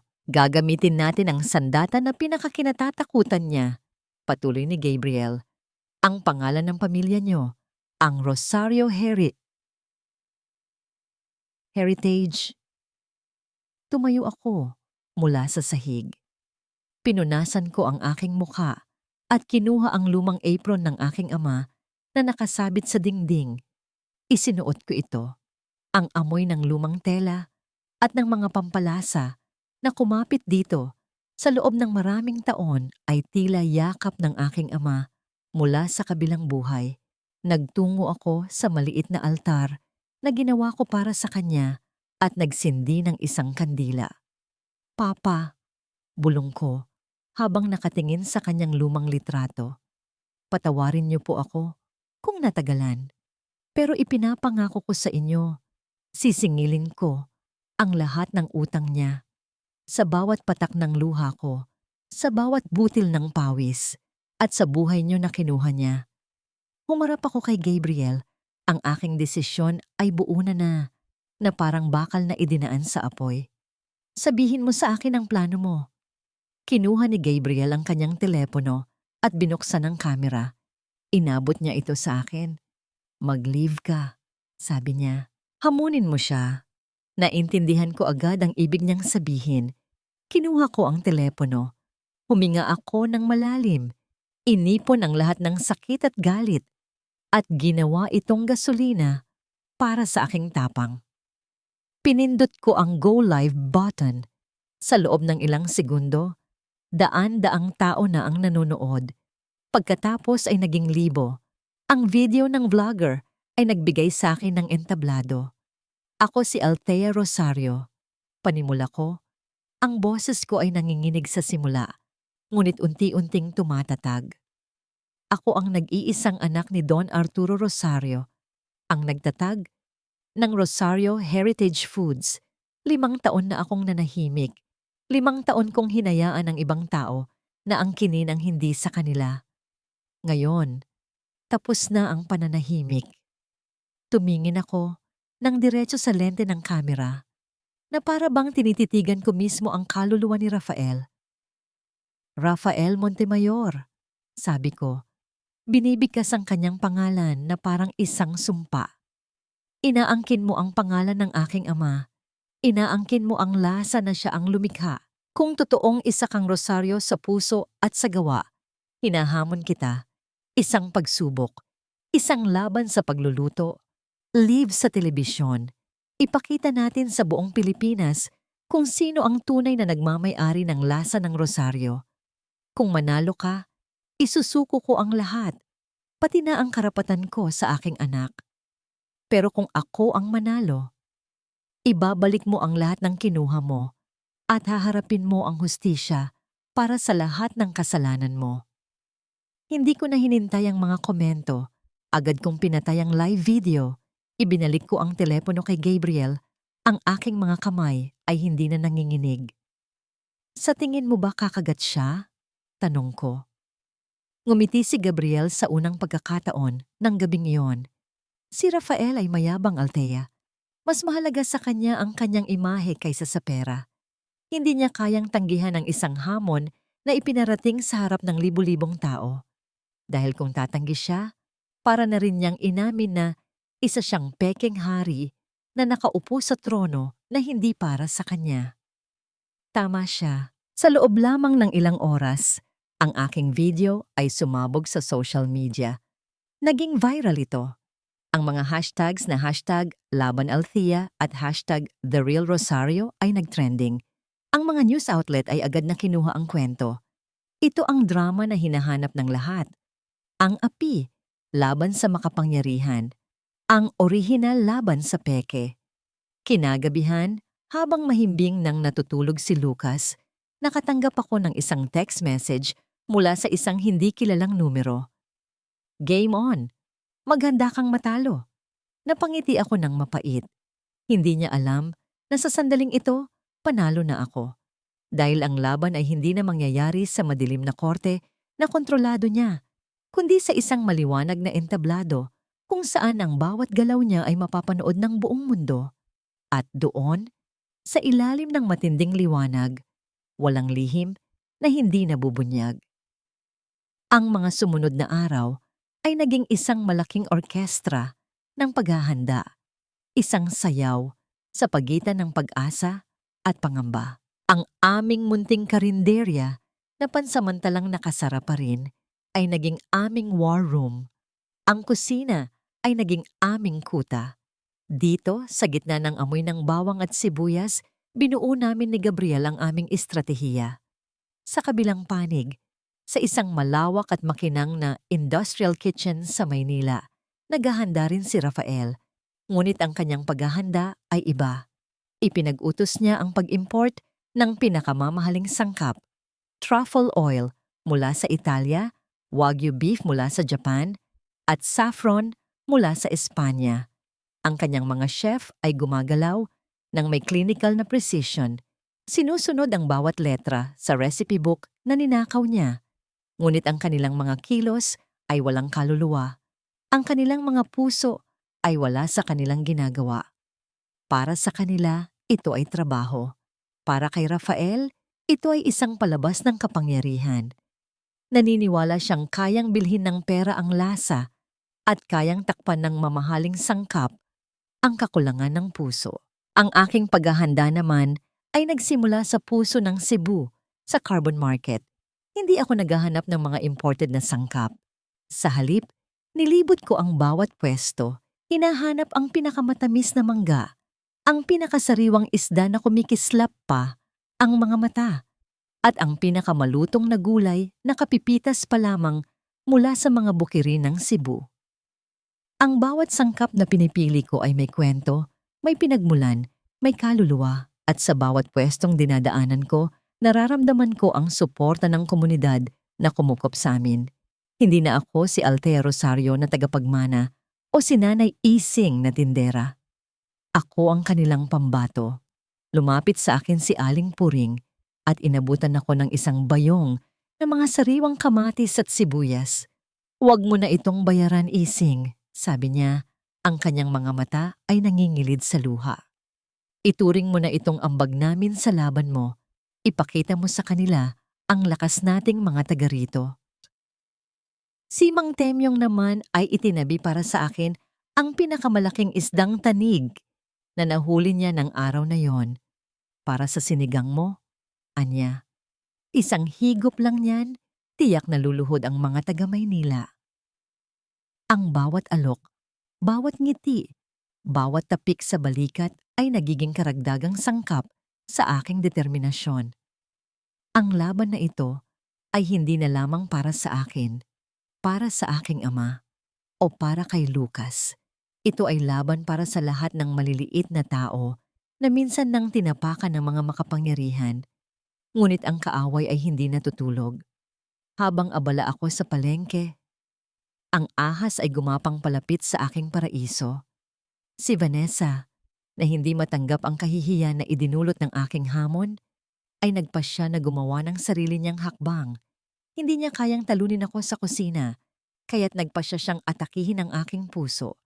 Isang hapon, habang pauwi si Lucas mula sa eskwela, isang van ang huminto sa kanyang harapan. Bumaba ang dalawang lalaking hindi niya kilala. Ngumiti sila. Inalok siya ng candy at sinabing mga kaibigan sila ng kanyang mama. Ngunit si Lucas, na lumaki sa kalsada, ay hindi sanay magtiwala sa mga estranghero. Tumakbo siya. Ang hindi alam ng mga tauhan ni Vanessa, ang buong komunidad ay mga mata at tenga ko na. Si Gabriel, bago pa man mangyari ang lahat, ay kinausap na ang mga tanod at mga tindera. Nagbigay siya ng babala.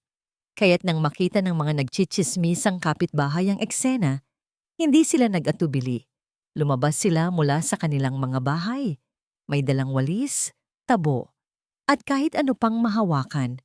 Pinalibutan nila ang van. Walang nagsalita ng marahas, ngunit ang kanilang mga tingin ay sapat na para magpadala ng takot sa buto ng dalawang lalaki. Napilitan silang bumalik sa van at umalis nang walang nagawa. Nang malaman ko ang nangyari, gumuho ang aking mundo. Niyakap ko si Lucas ng napakahigpit. Ang aking katawan ay nanginginig sa takot at galit. Muntik na siyang mawala sa akin. Sa sandaling iyon, napagtanto ko na ang laban na ito ay hindi na lang isang cook-off. Ito ay isang labanan para sa kaligtasan ng aking anak. Gabi bago ang kompetisyon, hindi ako makatulog. Nakaupo ako sa dilim, pinagmamasdan si Lucas na mahimbing na natutulog sa aming banig. Hinaplos ko ang kanyang buhok at ipinangako sa aking sarili na gagawin ko ang lahat para protektahan siya. Biglang umilaw ang screen ng aking lumang cellphone. May mensaheng dumating mula sa isang hindi rehistradong numero. Nanginginig ang aking mga kamay habang binubuksan ito. Ang mga salita sa screen ay tila isinulat gamit ang yelo at apoy. "Alam ko kung nasaan ang ebidensya na tinatago mo. Umatras ka sa laban o hindi na masisilayan ni Lucas ang pagsikat ng araw." Nanigas ang buong katawan ko. Ang hangin ay tila nawala sa aking mga baga. Ang banta ay malinaw. Hindi na ito tungkol sa recipe o sa pangalan. Ang buhay ng aking anak ang nakataya ngayon. Tumingin ako sa natutulog na mukha ni Lucas at sa unang pagkakataon mula nang hamunin ko si Rafael, naramdaman ko ang pag-atake ng matinding takot. Ano ang gagawin ko? Ang hustisya para sa aking ama? O ang kaligtasan ng aking anak? Ipinikit ko ang aking mga mata. Hinayaang dumaloy ang mga luha na pilit kong pinipigilan. Ang bigat ng pagpapasya ay tila isang malaking bato na dumadagan sa aking puso. Inabot ko ang telepono at akmang ititipa ang numero ni Gabriel para sabihing susuko na ako. Ngunit bago ko pa man magawa yon, isa pang mensahe ang pumasok. Galing ito sa ibang numero. Isang numero na nakarehistro sa aking telepono. Galing kay Gabriel. "Althea, huwag kang matakot. Ano man ang matanggap mo, huwag kang maniwala. Laro lang nila yan para sirain ang isip mo. We are one step ahead. Manalig ka. Para sa tatay mo. Para kay Lucas. Nabitiwan ko ang aking telepono. Paano niya nalaman? Tumingin ako sa labas ng bintana. Sa dilim, sa ilalim ng poste ng ilaw, nakita ko ang anino ng kanyang sasakyan na nakaparada sa di kalayuan. Binabantayan niya kami. Hindi niya kami iniwan. Sa buong gabing iyon, hindi siya umalis. Isang kakaibang init ang gumapang sa aking dibdib. Hindi ito ang init ng galit, kundi ang init ng pasasalamat at isang damdamin na matagal ko nang kinalimutan. Sa gitna ng digmaan, sa gitna ng takot, may isang taong tahimik na nagsisilbing aking pader. Pinahid ko ang aking mga luha. Ang takot ay hindi nawala. Ngunit hindi na ito ang nagkokontrol sa akin. Kinuha ko ang lumang apron ng aking ama at niyakap ito ng mahigpit. Bukas ang araw ng paghuhukom at haharapin ko ito hindi lang para sa mga nawala sa akin, kundi para sa mga taong nananatili sa tabi ko. Ang loob ng television studio ay malamig na parang yelo, ngunit ang init mula sa mga ilaw sa itaas ay tila isang araw na walang ulap. Bawat sulok ay kumikinang mula sa bakal ng mga lamesa, sa mga bagong hasang kutsilyo, hanggang sa mga kamera na gumagalaw na parang mga mapanuring mata ng ahas. Sa harap namin ay 3 food critics na nakaupo na parang mga haring maghahatol. Sa paligid, ang audience ay isang dagat ng mga anino. Ang kanilang mga bulungan ay isang ugong na nagpapabigat sa hangin. Ito ang entablado ng digmaan. Sa kabilang istasyon, si Rafael ay kumikilos na parang isang rockstar. Bawat galaw niya ay may kasamang yabang. Bawat ngiti niya ay para sa kamera. Ang kanyang mga sangkap ay nakahilera na parang mga sundalo, mga bote ng truffle oil, mga piraso ng wagyu beef, at mga pampalasang banyaga na hindi ko man lang alam kung paano bigkasin. Siya ang imahe ng modernong tagumpay. Ako naman ay nanatiling tahimik sa aking pwesto. Ang aking mga sangkap ay simple, mga kulay ng lupa at dagat ng Cebu. Ang aking mga kamay ay hindi nanginginig. Ang aking puso, bagamat bumubugso sa kaba, ay panatag. Dahil alam ko na ang laban na ito ay hindi mapapanalunan ng mamahaling sangkap, kundi ng katotohanan. Ang unang round ay nagsimula. Ang tema, modernong panlasang Pilipino. Agad na gumalaw si Rafael. Ang kanyang mga kamay ay parang sumasayaw habang pinagsasama-sama niya ang mga imported na sangkap. Gumawa siya ng isang deconstructed kaldereta kung saan ang karne ay nakahiga sa isang guhit ng mamahaling sarsa at pinalamutian ng isang nakakatawang dahon. Ako naman ay nagluto ng humba, isang simpleng putahe mula sa Visayas. Ngunit ang aking humba ay may sikreto. Ginamit ko ang tamis ng pinya at ang alat ng tausi upang lumikha ng isang lasa na sabay na pamilyar at bago. Inihain ko ito sa isang simpleng puting plato na may kasamang mainit na kanin. Unang tinikman ng mga hurado ang luto ni Rafael. Brilliant! A masterpiece of culinary art, sabi ng isang hurado na halatang binayaran. Ang kanyang mga salita ay walang laman, ngunit puno ng papuri. Nang tikman nila ang aking luto, tumahimik sila sandali. Nakita ko ang pagbabago sa mukha ng 2 hurado. May pagtataka, may paghanga, ngunit ang pangatlong hurado ay ngumisi lamang. Masyadong probinsyano, sasabi niya. Masarap? Oo, pero walang wow factor. Ang panalo sa round na ito ay si Chef Rafael Montemayor. Hindi ako nagulat. Isang mahinang bulungan ng pagkadismaya ang narinig ko mula sa audience. Ngunit tumangulang ako at bumalik sa aking pwesto. Alam kong bahagi ito ng kanilang laro. Kailangan nilang ipamukha sa lahat na ako ang dehado. Nagsimula ang ikalawang round. Ang tema, Pistang Dagat. Habang abala ang lahat sa pagpapakita ng mga sariwang isda at hipon, naramdaman ko ang isang mabilis na anino na dumaan sa aking likuran. Si Vanessa. Nagkunwari siyang may kinukuha sa pantry, ngunit ang kanyang mga mata ay matalim na nakatuon sa aking istasyon. Mabilis ang kanyang galaw. Sa isang iglap, habang ang kamera ay nakatutok sa paghiwa ni Rafael ng isang malaking isda, nakita ko ang kanyang kamay na inilipat ang lalagyan ng aking pinaghalong pampalasa sa lalagyan ng purong asin na nakatago sa ilalim ng aking mesa.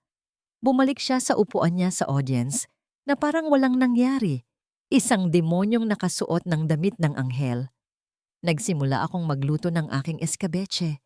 Kinuha ko ang aking pinaghalong pampalasa, isang timpla ng paminta, bawang, at iba pang sikretong sangkap. Naglagay ako ng isang kutsarita sa aking sarsa at tinikman ito. Isang matinding alat ang sumampal sa aking dila. Napapikit ako. Asin. Puro asin. Napatingin ako sa lalagyan at nakita kong mas maputi at mas pino ang butil nito. Ito ang patibong. Gusto nilang ipahiya ako sa harap ng buong bansa. Palabasin na hindi ako marunong magtimpla. Naramdaman ko ang pag-atake ng panik. Ngunit sa gitna ng aking pagkatuliro, naalala ko ang sinabi ni Papa. Anak, ang bawat problema sa kusina ay may solusyon. Huwag kang magpanik. Tikman mo, isipin mo, at hanapin mo ang katapat. Huminga ako ng malalim. Inisip ko ang alat. Ano ang katapat ng sobrang alat? Tamis, asim. Mabilis akong kumilos. Kumuha ako ng isang sariwang buko at kinayod ang laman.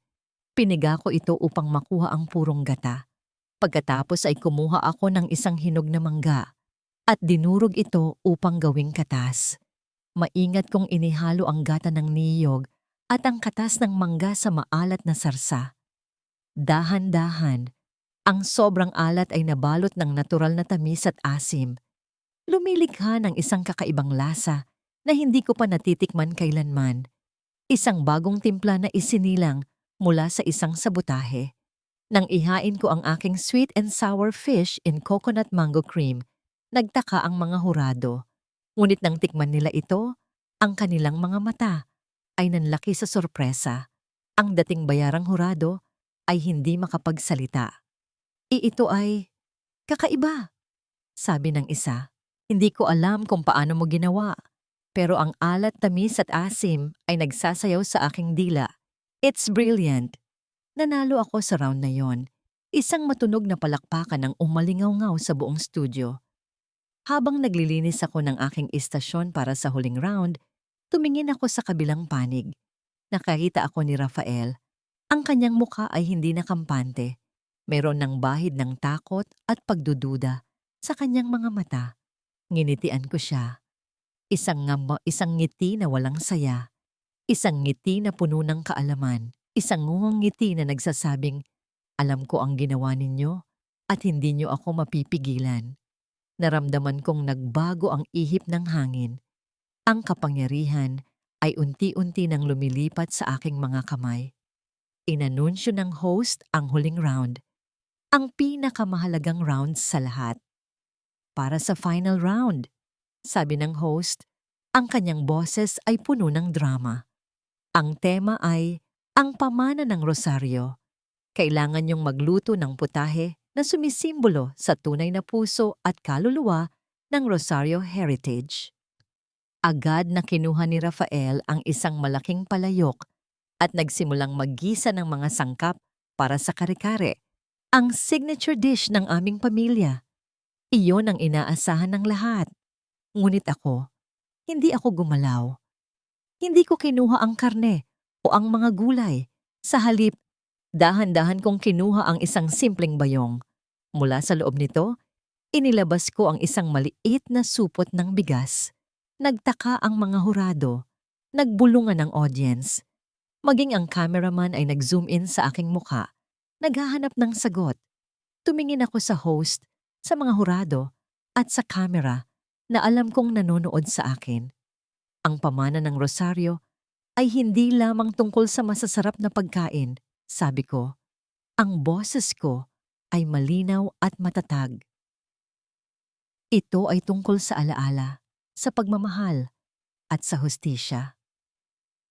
Naglakad ako patungo sa lababo at sinimulang hugasan ng bigas. Ang bawat butil na dumadaloy sa aking mga daliri ay tila isang butil ng luha. Hindi adobo o kare-kare ang lulutuin ko. Pagpapatuloy ko, ang aking boses ay umalingaw-ngaw sa nakabibinging katahimikan ng studio.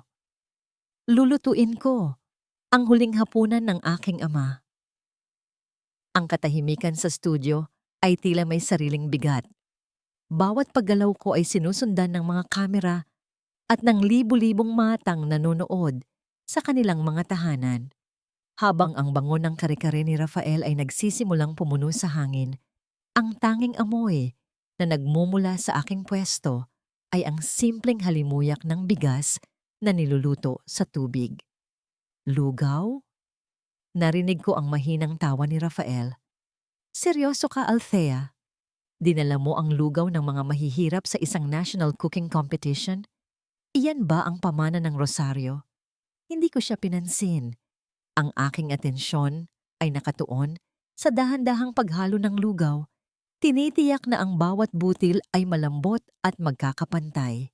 Dahan-dahan, inihain ko ang mainit na lugaw sa isang simpleng puting mangkok. Walang palamuti, walang garnish. Tanging ang puting-puting lugaw na umaaso pa. Inilapag ko ang mangkok sa harap ng mga hurado. Ang kanilang mga mukha ay puno ng pagtataka at bahagyang pagkadismaya. Miss Rosario, sabi ng head judge, ito na ba yon? Tumango ako. Huminga ako ng malalim at nagsimulang magkwento. Ang pamana po ng Rosario ay wala sa mamahaling sangkap o sa komplikadong paraan ng pagluluto. Panimula ko, ang aking boses ay malinaw at umaalingaw-ngaw sa bawat sulok ng studio. Ang tunay na pamana ng aking ama ay nasa puso. At ang kwento ng pusong yon ay nagsisimula at nagtatapos sa isang mangkok ng lugaw na ito. Napatingin ako sa audience kung saan nakaupo si Doña Concha, ang kanyang mukha ay puno ng pagkamuhi. Nakita ko si Vanessa, abala sa pag-text sa kanyang telepono. At nakita ko si Rafael na nakangisi pa rin, kampante sa kanyang pagkapanalo. 5 taon na po ang nakalilipas. Pagpapatuloy ko, ang aking ama ay may sakit. Mahina ang kanyang puso at hirap na siyang kumain ng matitigas na pagkain. Isang gabi, may dumating siyang importanteng bisita. 1 taong itinuring niyang parang tunay na anak. Ang bisitang ito ay may dalang kontrata. Gusto niyang pilitin ng aking ama na pirmahan ang paglilipat ng buong kumpanya sa kanyang pangalan. Naramdaman ko ang pagbabago sa hangin. Ang mga bulungan ay tumigil. Maging si Vanessa ay nag-angat ng tingin mula sa kanyang telepono. Tumanggi po ang aking ama. Dahil para sa kanya, ang Rosario Heritage ay hindi pera, kundi pagmamahal. Nagalit ang bisita. Nagtalo sila. Nagpumilit siyang kunin ang mga papeles at sa gitna ng kanilang pag-aagawan, huminto ako sandali. Napatingin ako ng diretso kay Rafael. Ang kanyang nangisi ay unti-unting nabura. Sa gitna po ng pag-aagawan, may isang bagay na nangyari. Isang bagay na tinago niya sa loob ng 5 taon. Isang bagay na akala niya ay hindi na kailanman mabubunyag. Tumingin ako sa malaking LED screen sa likuran ng stage. Pero tulad po ng lugaw na ito, sabi ko habang itinuturo ang mangkok, ang katotohanan, gaano man kaputi at simple ay may sariling lasa. At ngayon, ipapatikim ko sa inyong lahat ang lasa ng katotohanan. Sa isang senyas mula kay Gabriel na nasa technical booth, biglang namatay ang jingle ng cooking show. Ang malaking screen sa likod namin ay naging itim. At pagkatapos, isang tunog ang umaling-awngaw sa buong studio. Hindi musika, kundi ang audio recording mula sa memory card. Unang narinig ang boses ni Papa, pagod at nagmamakaawa. Pagkatapos ay ang boses ni Rafael, malamig at puno ng pagbabanta. Napasinghap ang buong audience. Nanlaki ang mga mata ng mga hurado. Si Doña Concha ay napahawak sa kanyang dibdib. Ang kanyang mukha ay namutla. At pagkatapos, ang pinakamatinding bahagi, ang tunog ng pag-aagawan ng papel, ang tunog ng isang mabigat na bagay na bumagsak sa hagdanan, at ang huling, mahinang paghinga. Nang matapos ang recording, isang nakabibinging katahimikan ang bumalot sa buong studio. Walang humihinga, walang gumagalaw. Biglang sumigaw si Rafael. Hindi totoo yan. Gawa-gawa lang yan. Sabotahe yan. Sinubukan niyang tumakbo papalabas ng stage, ngunit bago pa siya makalayo, 2 unipormadong pulis ang mabilis na umakyat mula sa magkabilang gilid ng entablado at hinarangan ang kanyang daan. Ang buong exit ng studio ay napalibutan na rin ng mga awtoridad. Mula sa audience, tumayo si Gabriel, ang pangunahing sangkap po ng hustisya. Sabi niya sa mikroponong inabot sa kanya ng staff, ay katotohanan. Nawala sa sarili si Rafael. Nagwala siya. Itinutulak ang mga pulis. Sumisigaw ng kung ano-anong pangalan. Si Vanessa ay napatayo. Ang kanyang mukha ay puno ng gulat at takot. Hindi ko alam yan. Wala akong kinalaman dyan. Sigaw niya habang dahan-dahang lumalayo kay Rafael. Pinusasan ng mga pulis si Rafael sa harap ng milyon-milyong taong nanonood. Habang kinakaladkad siya palabas, ang kanyang mga mata ay nagtagpo sa akin. Puno ito ng galit, ng pagkamuhi, ng hindi makapaniwalang pagkatalo. Hindi ka mananalo sa akin, Althea. Sigaw niya, ang kanyang boses ay paos. Hindi ka mananalo. Lumapit ako sa kanya. Ang aking mukha ay kalmado. Walang luha, walang ngiti. Hindi ako ang nanalo sa'yo, Rafael. Sagot ko ng mahina. Sapat lang para marinig niya. Ang katotohanan ang tumalo sa'yo. Dinala na siya palabas. Sa gitna ng kaguluhan, nakita ko si Doña Concha na napahawak sa kanyang sentido at dahan-dahang bumagsak mula sa kanyang upuan. Isinugod siya ng mga mediko. Ang imperyong binuo nila mula sa kasinungalingan at kasakiman ay gumuho sa loob lamang ng ilang minuto. Tumingin ako sa audience. Nakita ko si Lucas, ligtas sa mga bisig ni Gabriel, nakatingin sa akin ng may paghanga at pag-unawa. Tumakbo ako pababa ng stage at niyakap ang aking anak. Ang init ng kanyang katawan ang nag-iisang bagay na totoo at mahalaga sa gitna ng lahat ng kaguluhang ito. Ang laban ay tapos na. Ang hustisya ay nagsisimula pa lamang. Ang mga sumunod na linggo ay tila isang malaking paglilinis. Si Rafael ay nasa kulungan, nakaharap sa kasong murder at financial fraud. Si Vanessa, matapos magtangkang magtago sa ibang bansa, ay naaresto rin dahil sa pakikipagsabuatan sa pagnanakaw ng ari-arian at pagtatangkang manuhol sa mga hurado. Ang mundo ng showbiz at negosyo ay nabalot sa iskandalo. Ang mataas na lipunan na dating bumabati sa kanila ay ngayon nagtatapon ng dumi at pagkamuhi. Si Doña Concha, matapos siyang isugod sa ospital, ay nag-iisa na ngayon sa isang lumang bahay ampunan sa isang malayong probinsya. Ang kanyang yaman ay kinuha ng gobyerno. Ang kanyang anak ay nasa rehas. Ang dating reyna ng Maynila ay ngayon naghihintay na lamang ng kanyang kamatayan. Walang nagmamahal, walang kalinga. Ang pinakamasakit na uri ng karma. Tungkol naman sa akin, ang hustisya ay natupad. Ang lahat ng ari-arian ng Rosario Heritage ay naibalik sa akin. Ang tanging lehitimong tagapagmana. Ngunit nang tumapak ako sa marmol na sahig ng dating mansyon ni Rafael, wala akong naramdamang kaligayahan. Ang malaking bahay ay walang kaluluwa. Ang hangin ay mabigat sa alaala ng kasakiman at pagtataksil. Ano ang gagawin mo sa bahay na ito? Tanong ni Gabriel, na ngayon ay mas madalas kong kasama. Siya ang aking legal counsel, ang aking tagapayo, at ang aking kaibigan. Tumingin ako sa paligid, sa mga mamahaling antigong kagamitan na nilukuban ng alikabok. Ang amoy ng yaman ay tila amoy ng kamatayan para sa akin. Ibenta. Sagot ko ng walang pag-aalinlangan. Hindi ito ang tahanan namin ni Lucas. Ang alaala ko sa lugar na ito ay sakit. Ang bahay na ito ay kailangang maging isang bagong simula para sa ibang tao, hindi para sa akin. Ang pera mula sa pagbebenta ng mansyon ay ginamit ko upang muling itatag ang kumpanya. Ngunit ang Rosario Heritage Foods ay hindi na tulad ng dati. Pinalitan ko ang pangalan nito. Tinawag ko itong Kusina ni Nanay, Bep Kwami. Ang konsepto ay simple, pagmamahal at pagbabahagi.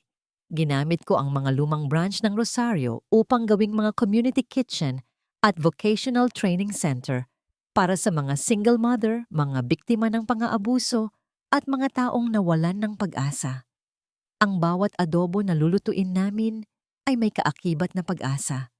Ang bawat bibingka na aming ibebenta ay may karagdagang pondo para sa scholarship ni Lucas at ng iba pang mga bata na walang pamilya.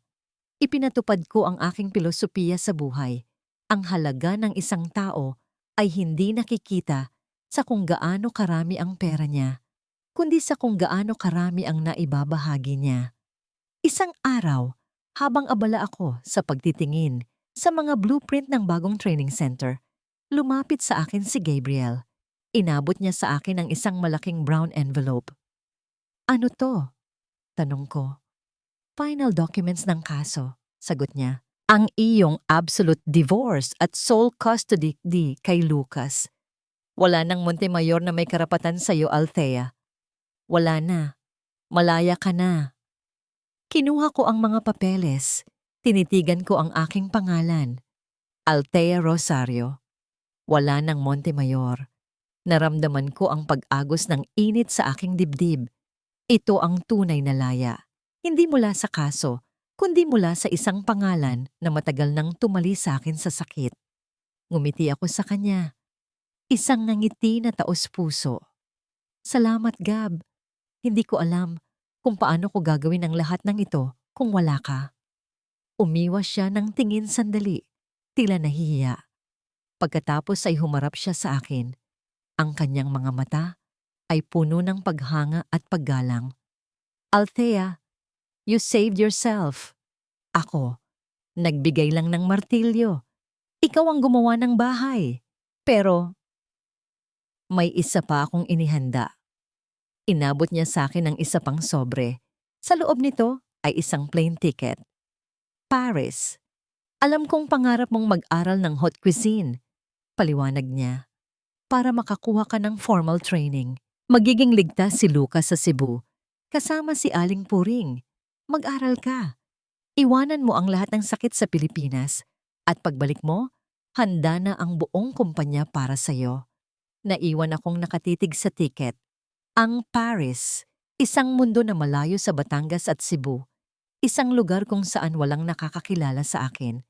Isang pagkakataon para sa rebirth hindi bilang isang biktima o tagapagmana, kundi bilang Althea Rosario, ang chef. Lumapit sa akin si Gabriel. Hindi niya ako hinawakan. Ang kamay niya ay nanatiling nasa kanyang bulsa, ngunit ang kanyang presensya ay tila isang malaking yakap. "Ang buhay ay hindi lang dapat tungkol sa paghihiganti, Althea," bulong niya. "Dapat tungkol din ito sa paghahanap ng kaligayahan. Gawin mo ito para sa sarili mo. Maging masaya ka." Tumingin ako sa kanyang mga mata. Sa loob ng 5 taon, nagbigay siya ng pag-asa ng walang hinihinging kapalit. Hindi siya umibig sa akin ng sige-sige. Hindi niya ako nilandi. Pinrotektahan na niya ako. Tinulungan akong tumayo. At ngayon, binibigyan niya ako ng pakpak para lumipad. Ito ang tunay na pagmamahal. Pagmamahal na nagbibigay laya. Kinuha ko ang kanyang kamay at sa unang pagkakataon, hinawakan ko siya. Ang aking hinlalaki ay kusa na humaplos sa likod ng kanyang palad. "Sa tingin mo ba, may pag-asa pa para sa akin?" tanong ko. Tumitig siya sa akin at ang init ng kanyang mga mata ay tila tumagos sa aking kaluluwa. "Lagi, Althea, lagi kang may pag-asa." At naghihintay ako. Ang hangin sa Paris ay malamig, ngunit ang sikat ng araw sa Seine River ay sapat upang magbigay ng init. Nakatayo ako sa isang balkonahe na may tanawin ng Eiffel Tower, nakasuot ng isang simpleng black dress at ng isang scarf na gawa sa seda.